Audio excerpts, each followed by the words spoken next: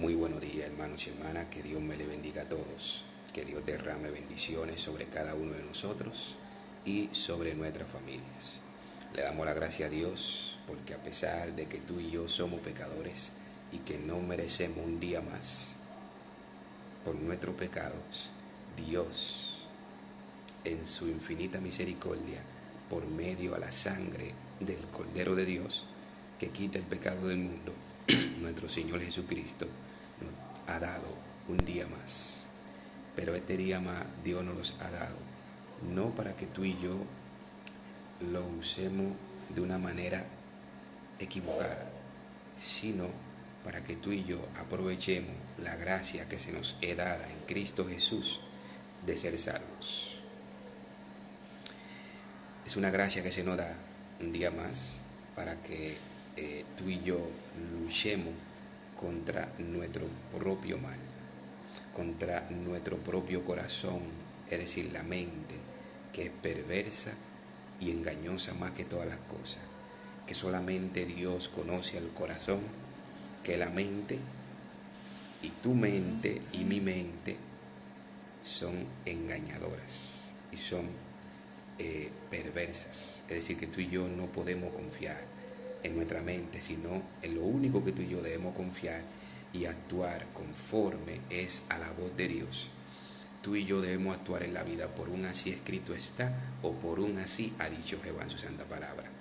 El tema de hoy que nosotros tenemos es la influencia de una mente sobre otra. Es decir, la influencia de una mente sobre otra.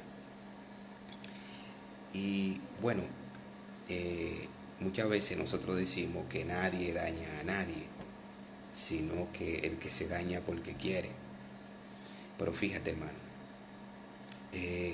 la carne es débil. No debemos confiar en la carne. Si hay personas que sabemos que son perjudiciales para nosotros, tanto para nuestra vida moral, tanto para en la relación con otro, si nos relacionamos con personas que son perjudiciales para nosotros, hermano, tarde o temprano, si usted o yo no oramos ni velamos, vamos a ser imitadores de esas personas que influencian, porque una mente puede influenciar a otra mente, ya sea por palabra, ya sea en hechos, ya sea en gestos, acciones, sentimientos, etc. Mira, leyendo esta cita bíblica de la palabra de Dios en Mateo 26:41, nos dice, mira lo que nos dice, lo voy a leer desde el 40 para que se pueda entender un poquito mejor. Esto era cuando Jesús estaba orando, cuando Jesús estaba en el Getsemaní, pero solamente lo leeré desde el verso 40 al verso 41. Dice, volvió luego a sus discípulos y los halló durmiendo, y dijo a Pedro, ¿así que no habéis podido velar conmigo una hora? Velad y orad para que no entréis en tentación. Es decir, velad y orad para que no entréis en tentación. El espíritu a la verdad está dispuesto, pero la carne es débil. Es decir, el espíritu, es decir, nuestros pensamientos, la mente, es decir, con la mente nosotros estamos dispuestos, sí, yo voy a hacerlo, sí, a mí nadie me va a influir, yo voy a mantenerme firme, a mí nadie me va a engañar. Pero fíjate, hermano, la carne es débil. Es débil. Cristo dio la clave. Él dijo, velad. El velad es lo contrario a dormir. Y cuando Cristo volvió, dice aquí, que halló a sus discípulos durmiendo. Es decir, cuando usted y yo nos dormimos, espiritualmente hablando, fácilmente el diablo viene y mete cizaña. Eso es así. Si tú y yo nos dormimos, es decir, no velamos ni oramos para no entrar en tentación, porque la carne es débil, fácilmente usted y yo terminamos cometiendo un error. Ya sea que usted sea casada o casado, si usted se descuida, fácilmente va a engañar a su pareja. O yo me descuido.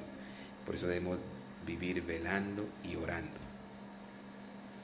La carne es débil. Y de la única manera que tú y yo podemos vencer la carne es en Cristo Jesús. Por ejemplo, usted no ve que en la República Dominicana hay muchos feminicidios.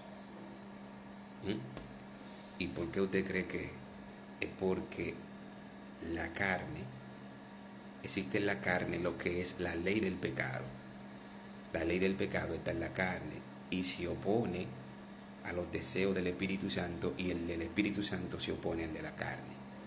De manera que tú y yo no podemos hacer lo que quisiéramos. Es decir, en este mundo o le obedecemos a Dios o le obedecemos al diablo. No se le puede obedecer a los dos al mismo tiempo. Hay personas que dicen, bueno, yo no creo en Dios, ni creo en el diablo. Olvídate que automáticamente una persona que diga que no cree en Dios está del lado del diablo. Eso es así. ¿Por qué? Porque fíjate, nosotros nos conocemos a nosotros mismos. Y si a nuestra cabeza llegan pensamientos extraños, pensamientos que son perversos, no son de Dios. O si hacemos una acción con malas intenciones, ese espíritu que nos lleva a hacer eso no es de Dios, si es con malas intenciones.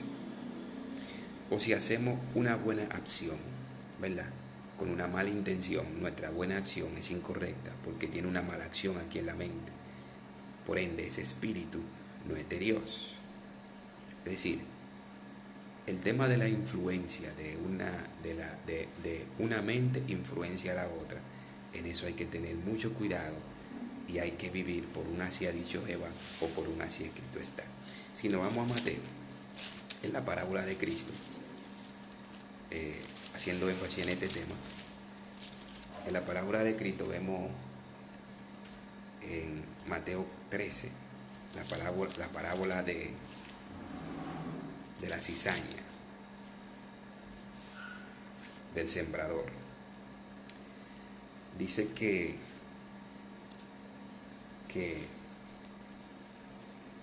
les refirió otra parábola del verso 24, capítulo 13. Les refirió otra parábola diciendo, el reino de los cielos es semejante a un hombre que sembró buena semilla en su campo. Dice, semejante a un hombre que sembró buena semilla en su campo. Pero mientras dormían los hombres, fíjate, ahorita habíamos leído en el otro capítulo, en el verso 41, capítulo 26 de Mateo, verso 40, perdón, que los discípulos estaban durmiendo, ciertamente, y el problema está es cuando tú y yo nos dormimos.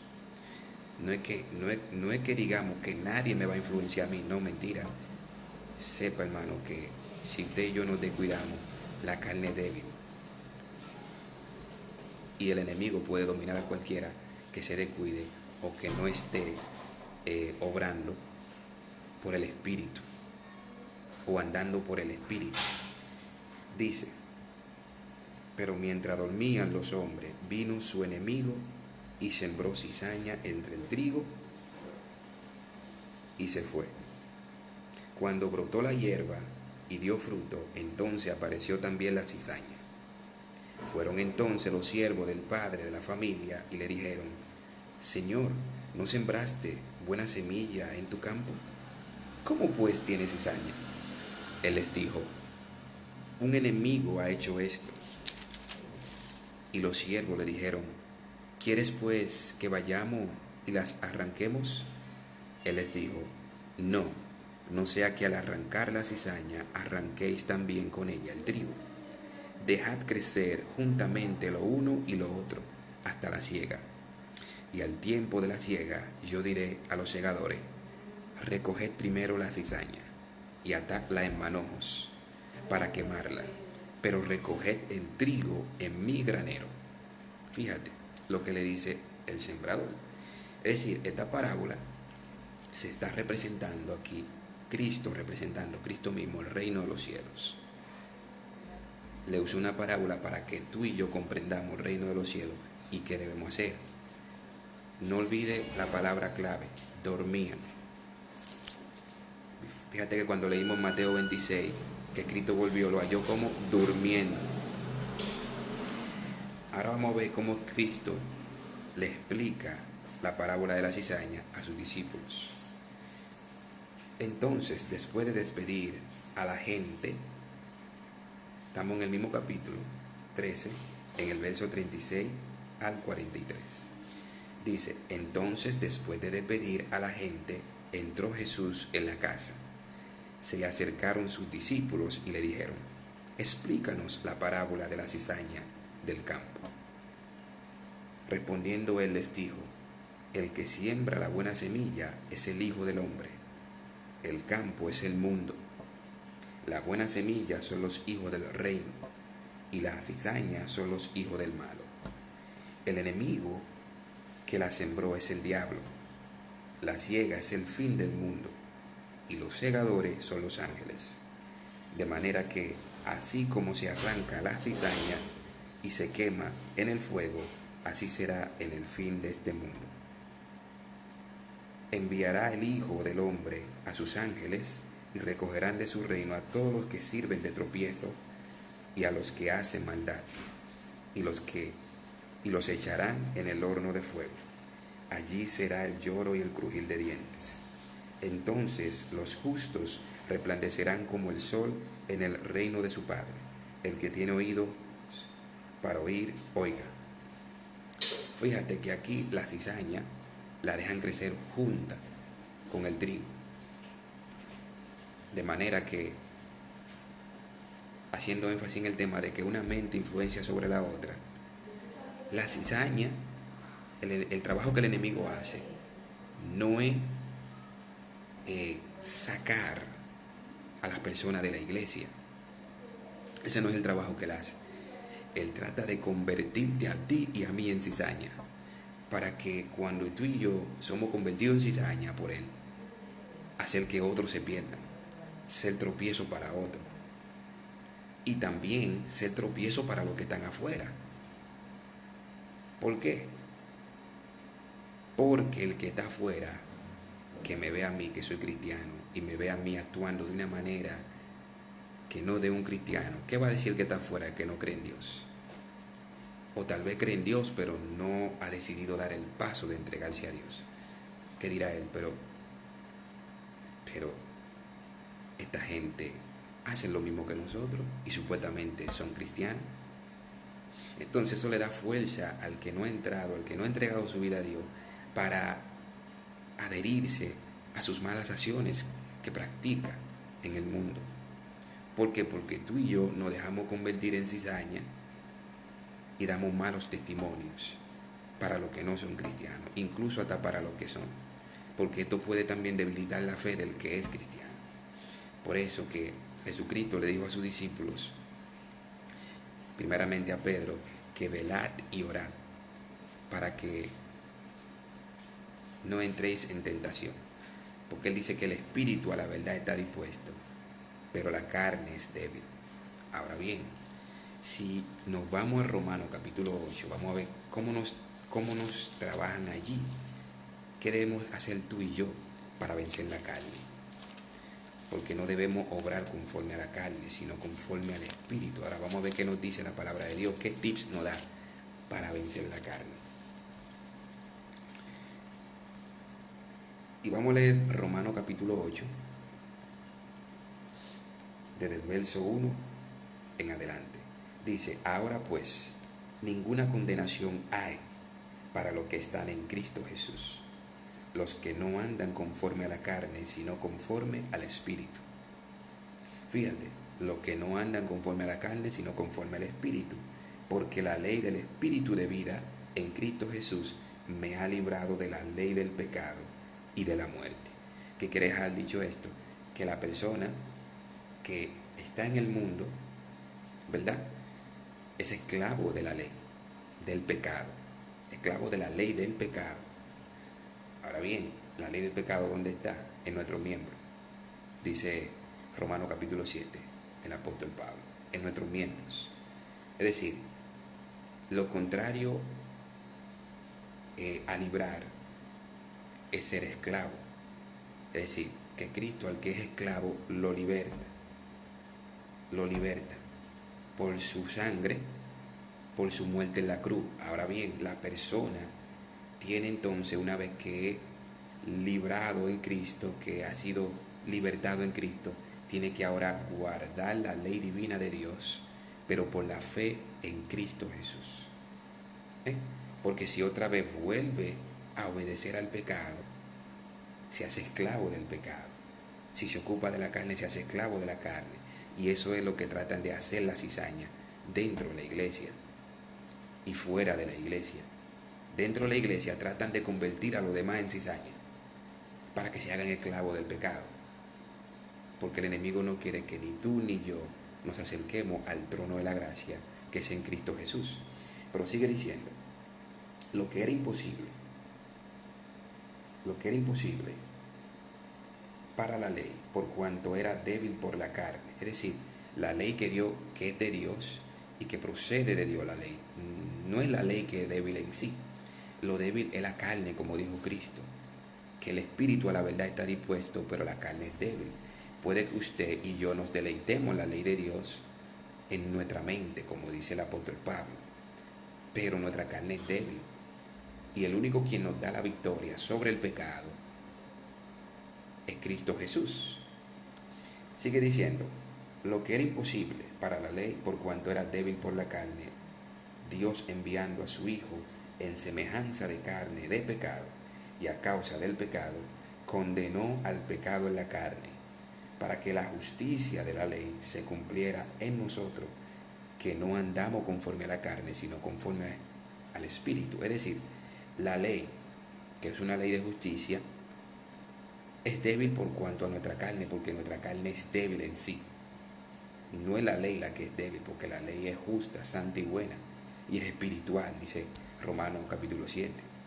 Es decir, lo débil en nosotros es la carne, y por nuestra carne ser débil, la ley de Dios no se les es imposible hacer justicia.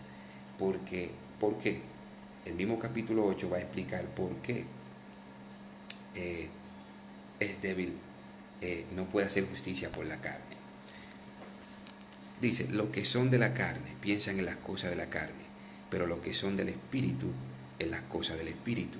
El ocuparse de la carne es muerte, pero el ocuparse del Espíritu es vida y paz.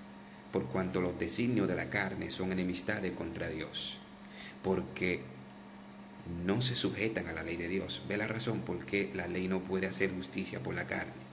Porque no se sujetan a la ley de Dios, ni tampoco pueden.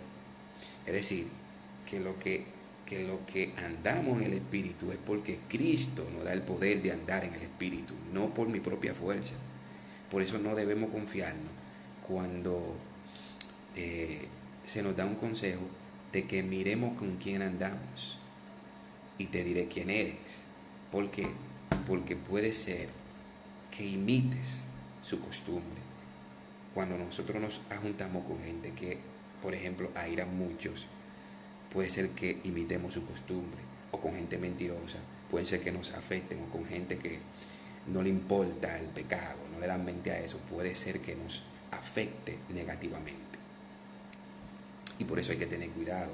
Por eso Cristo dijo, velad y orad para que no entréis en tentación. El espíritu a la verdad está dispuesto, pero la carne es débil. De la única manera que podemos obtener la victoria sobre el pecado es con el Espíritu Santo. Dice aquí, en el verso 8, y los que viven según la carne no pueden agradar a Dios. Pablo también da otros tips en el capítulo 7 de Romanos, verso 24. Él dice, miserable de mí, ¿quién me librará de este cuerpo de muerte? Y en el verso 25 dice, gracias doy a Dios por Jesucristo, Señor nuestro. Así que yo mismo con la mente sirvo a la ley de Dios, pero con la carne a la ley del pecado. Es decir, Él da gracias a Jesucristo, porque en Cristo Jesús tú y yo tenemos la victoria sobre el pecado. Es decir, aquí nos dice que para que la justicia, en el verso 4 de Romanos 8, para que la justicia de la ley se cumpliera en nosotros, que no andamos conforme a la carne, sino conforme al Espíritu. Es decir, la justicia de la ley se cumple en lo que no andan, se cumplen en lo que andan conforme al Espíritu y no conforme a la carne. Porque si tú y yo, digamos, estamos acariciando un pecado, somos mentirosos, chismosos, murmuradores, la justicia de Dios no se cumple en nosotros, porque eso son obras de la carne. Y entonces la cizaña dentro de la iglesia muchas veces practican estas manifestaciones. Y las manifestaciones de la carne se nos muestra en el capítulo 5 de Gálatas. Gálatas capítulo 5, verso 16 en adelante, nos dice: digo pues, andad en el Espíritu y no satisfagáis los deseos de la carne, porque el deseo de la carne es contra el Espíritu y el del Espíritu es contra la carne, y estos se oponen entre sí, para que no hagáis lo que quisierais. Pero si sois guiados por el Espíritu, no estáis bajo la ley.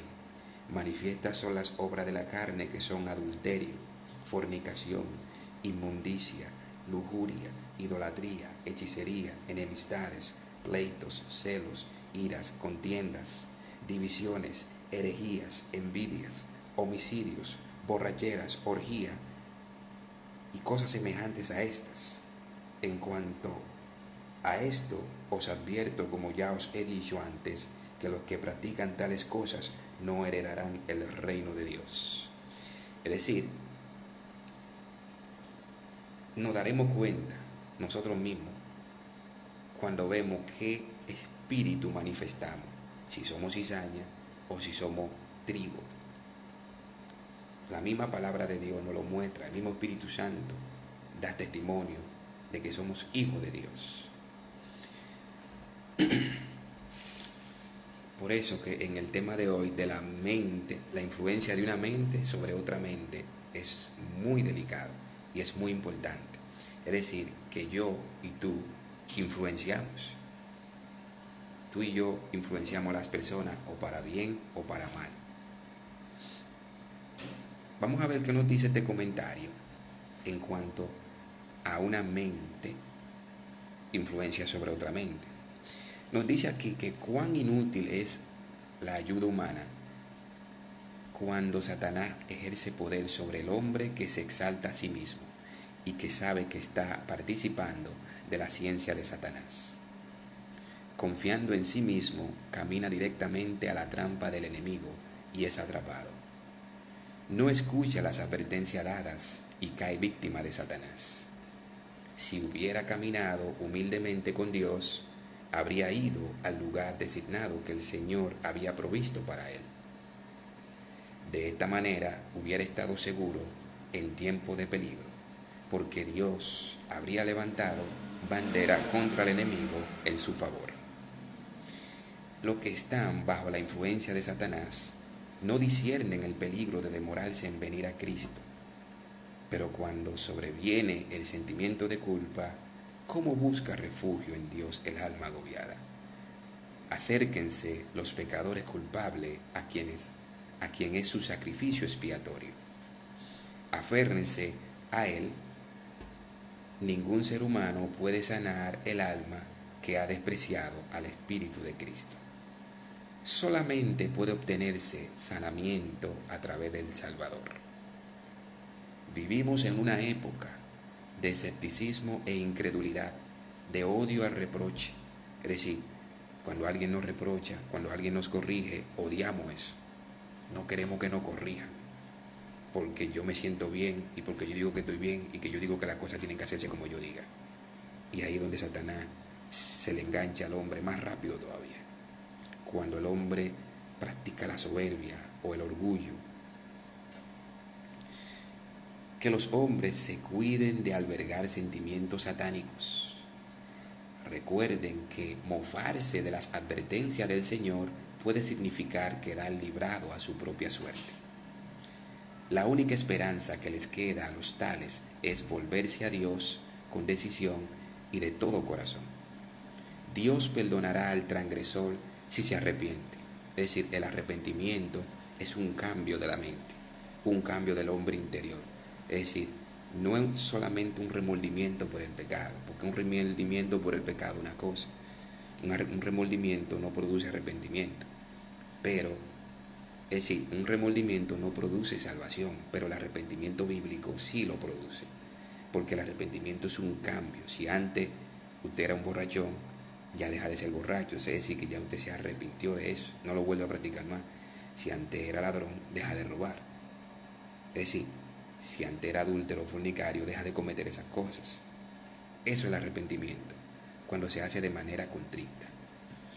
Dice, los hombres se han apartado de las advertencias que se les han dado y están siendo engañados mediante la influencia de una mente sobre otra mente. Y los resultados son muy deplorables. Un pecador, bajo la influencia de los engaños del enemigo, puede producir un daño incalculable. Oh, cómo ha sido arruinada la fe de muchas almas y echada a perder su confianza debido a las declaraciones de que creen en los testimonios, quienes durante años han demostrado una definida incredulidad en ellos. Me sentí aliviada cuando algunos que habían estado haciendo estas declaraciones sintieron que había llegado el momento de oponerse abiertamente a ellos. Me sentí aliviada debido a que las mentes ya no serían cautivadas por las reiteradas acusaciones de que ellos creían en los testimonios. Oh, si los que tienen fe, oh, si los que tenían fe en esos hombres pudieran tan solo saber cómo considera el Señor su confianza en aquello que, mientras los hombres dormían, habían estado sembrando cizaña entre el trigo. ¿Qué quiere decir esto? Que mientras tú y yo como cristianos nos dormimos y no buscamos la palabra de Dios, si mientras tú y yo como cristianos nos dormimos y no buscamos el estar con Dios, el caminar con Dios, hermano, fácilmente el diablo mete cizaña, fácilmente el enemigo busca a una persona que no anda bien, ya sea del mundo o ya sea dentro de la misma iglesia, para que tú y yo también seamos cizañas y no alcancemos lograr entrar al reino de Dios. Es decir, Dios ha tenido mucha paciencia hasta el día de hoy con nosotros y no debemos estar siendo cristianos común y corriente o seres común y corrientes, porque el cristiano no es común y corriente, porque usted no está bregando con un Dios, ni yo estoy bregando con un Dios común y corriente. Estamos tratando con un Dios sobrenatural. Y la guerra que tenemos no es una guerra común y corriente, es una guerra sobrenatural. Hermano, ¿usted sabe lo que es luchar contra la carne? Contra los deseos carnales. Hermano, lo peor es luchar contra nuestro propio yo. Cuando Jesucristo dice que en Mateo 16, nos dice allí, mira lo que nos dice en Mateo 16, cuando una persona decide seguir a Jesús en su vida, dice Mateo 16, en el verso 24 en adelante, entonces Jesús dijo a sus discípulos, si alguien quiere venir en pos de mí, niéguese a sí mismo, tome su cruz y sígame, porque todo aquel que quiera salvar su vida, la perderá, y todo aquel que pierda su vida por causa de mí, la hallará. ¿De qué le servirá al hombre ganar todo el mundo si pierde su alma? ¿O qué dará el hombre a cambio de su alma? Porque el Hijo del Hombre vendrá en la gloria de su Padre con sus ángeles y entonces pagará a cada uno conforme a sus obras. Es decir, hermano, la peor lucha es contra nosotros mismos y no debemos dormir. Jesús dijo, velad y orad para que no entréis en tentación, porque el espíritu a la verdad está dispuesto, pero la carne es débil. No debemos decir, humanamente hablando, que yo sí, que el otro no. Hermano, el enemigo se le engancha a cualquiera. A cualquiera, hermano. Se le enganchó a Pedro. Pedro no fue el que dijo, cuando Jesús dice, Señor, ¿quién dicen que soy? ¿Quiénes comentan la gente que soy? Otros dicen que tú eres un profeta, otros dicen que tú eres Elías. Y entonces Pedro responde, tú eres el Cristo, el ungido de Dios. Y Cristo le responde que eso no se lo reveló ni carne ni sangre, sino el Padre que está en los cielos. Pero no fue el mismo Pedro que después dijo, cuando Jesús le anunció su muerte, y Pedro lo llamó para reconvenirlo, diciéndole que lejos que te acontezca esto, Señor. Y Jesús le dijo, apártate de mí, Satanás. Me eres tropiezo, porque no pones tu mira en las cosas de Dios, sino en las cosas de los hombres. Hermano, ¿quién fue que estaba trabajando a través de Pedro? No era el mismo diablo. Es decir, que tú y yo no debemos decir que a mí no, hermano. Lo que debemos es hacer lo que Cristo dijo, velad y orad. En el Getsemaní Cristo veló y oró y lo hizo toda su vida. Y eso fue lo que le dio a él la victoria sobre el pecado. Se puede sí vivir una vida sin pecado, porque muchos siervos en la palabra de Dios vivieron una vida sin pecado. No es que no eran pecadores, eran pecadores porque fueron formados en pecado. Pero en su caminar con Dios, hay muchos de ellos que en su caminar con Dios, cuando en Cristo, andando en Cristo, no cometieron pecado. Daniel es uno de ellos. Los hebreos, los 3 amigos de Daniel, son otros también de ellos. José, el hijo de Jacob, también fue uno de ellos. Samuel, el profeta Samuel, el profeta Jeremías, el profeta Isaías, después que se le quitó, después que el querubín puso el carbón en su boca y empezó a andar en Cristo, fue uno de ellos de los que vivió una vida fiel a Dios, viviendo una vida sin pecado. Es decir, cuando me refiero sin pecado, no era que no eran hombres que no tenían pecado, sino que vivieron una vida siendo fieles a Dios, sin cometer pecado, estando en Cristo. Porque no se explica que un cristiano estando en Cristo sea ladrón. No se explica que un cristiano estando en Cristo sea mentiroso. Eso no se explica. Pues bien, hermanos y hermanas, que Dios te bendiga, que Dios te guarde, que Dios te colme de bendición, y que tú y yo podamos vivir por un así escrito está o por un así ha dicho Jehová. Pero no olvidemos nunca, velad y orad para que no entremos en tentaciones. Andad por el Espíritu y no por la carne. En el nombre glorioso de Cristo Jesús. Amén. Amén.